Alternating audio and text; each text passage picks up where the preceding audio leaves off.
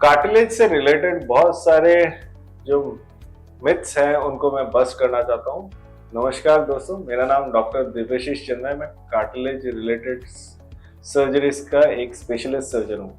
मुझे बहुत सारे लोग, even patients, not only patients, doctors भी, ऑर्थोपेडिक सर्जन्स भी ये बोलते हुए दिखाई दिए हैं कि कार्टिलेज एक बार अगर खराब हो गया है, मतलब कार्टिलेज अगर चला गया है, तो उसे रिप्लेस करना या रीग्रो करना इम्पॉसिबल है।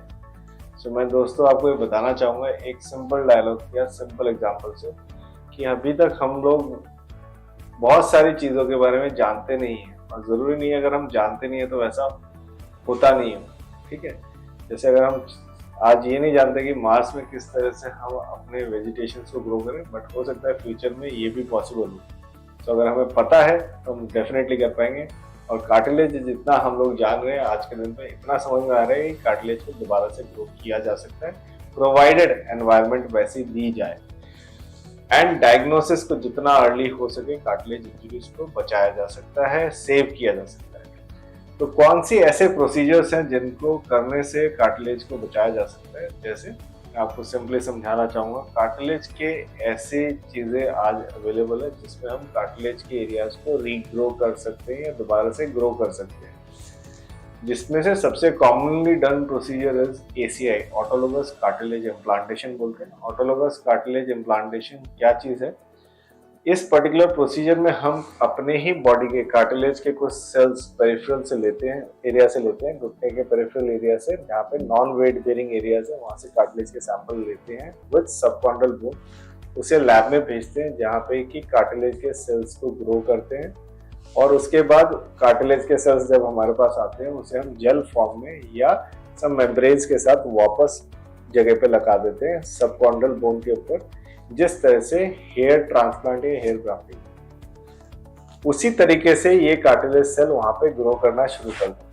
So understand, this is a very unique procedure, but definitely yes, it is a two-stage procedure. First stage for harvesting the cartilage, which can be done as an OPD procedure, and then you can place them back once cell आए, हम उसे arthroscopically या open procedures के through, depending upon कितना बड़ा damage है, हम उसे पेस्ट बैक कर सकते हैं।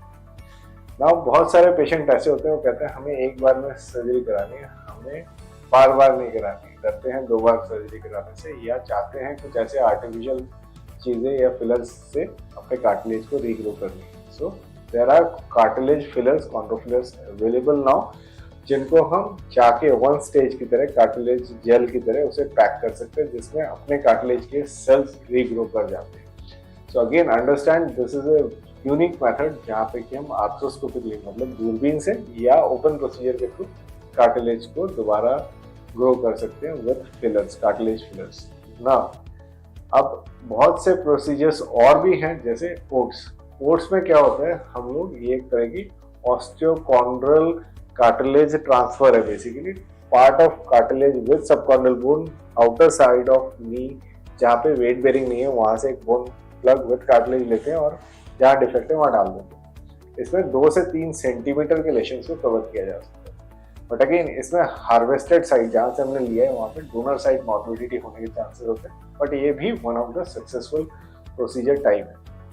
क्या इसके अलावा भी कोई प्रोसीजर है? हाँ डेफिनेटली, इसके अलावा भी बहुत सारे प्रोसीजर्स हैं। जैसे हम एक मिन्स कार्टिलेज प्रोसीजर करते हैं, कार्टिलेज के एरिया जो आउटर एरिया है वहाँ से हम लोग हेल्दी कार्टिलेज को मिन्स करके, मतलब छोटे छोटे टुकड़ों में लेके उसे फाइब्रिन ग्लू के साथ कार्टिलेज के एरिया में लगा देते हैं, जिसे ऑटोगार्ड प्रोसीजर कहते हैं। वो भी एक बहुत अपकमिंग एंड बहुत ही सक्सेसफुल सर्जरी की तरह सामने आ रही है। इसके अलावा भी कोई प्रोसीजर है? हाँ डेफिनेटली, अगर ये सारी प्रोसीजर्स करने के बाद फेलियर्स हुए हैं तो उन केसेस में छोटे छोटे कार्टिलेज के मेटल इम्प्लांट्स आते हैं, जो कि हम इवन 2 से 4 मिलीमीटर के कस्टमाइज्ड शेप एंड साइज में बना सकते हैं और उन्हें सर्जिकली वापस प्लेस कर सकते हैं, जो कि टेलस एंकल या नी जॉइंट में बहुत कॉमनली यूज हो रहे हैं, और उनके भी करीब करीब 10 से 12 साल के सक्सेसफुल रिजल्ट्स हैं। इन्हें एपिसीलर बोलते हैं। तो दोस्तों, ये अगर मैं बोलूँ किसी यंग पेशेंट को कि आपके पास इतने सारे वैरायटीज ऑफ सर्जरीज हैं, मुझे नहीं लगता है कि कार्टिलेज को ग्रो बैक करने के लिए हमारे पास कम प्रोसीजर्स हैं। and all of them are successful as well as good if the surgeon knows how to do it and how to find out result out of them. You can live your life.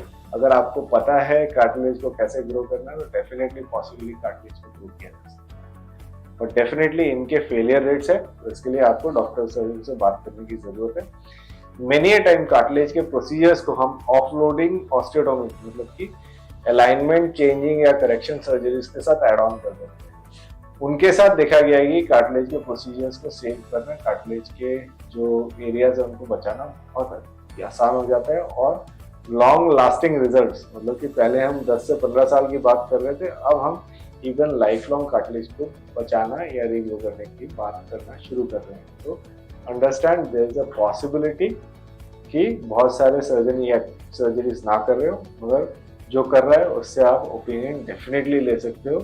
और मेरे से अगर आपको सवाल पूछने हैं तो इससे रिलेटेड सारे सवाल पूछ सकते हो, क्योंकि not only cartilage deficiencies in knee, हम लोग ankle, hip as well as shoulder joint सब में ही कार्टिलेज के प्रोसीजर्स कर रहे हैं। अगर आपका कोई क्वेरी या सवाल इस वीडियो को देखने के बाद है तो do ask us, we will definitely help you to find out exact problem. अगर आपकी कोई ऐसी क्वेरीज है जिनको आप पूछना चाहते हो मगर आप हमारे शहर रहते नहीं हो, तो आप अपनी क्वेरीज को नीचे दिए गए नंबर पर अपनी वीडियोस, एमआरआई, एक्सरे सबको अपलोड करें और कार्टिलेज की प्रॉब्लम्स, नी की पेन से या जॉइंट के पेन से राहत पा सकते हैं और नॉर्मल लाइफ लीड कर सकते हैं। Thanks for watching this video.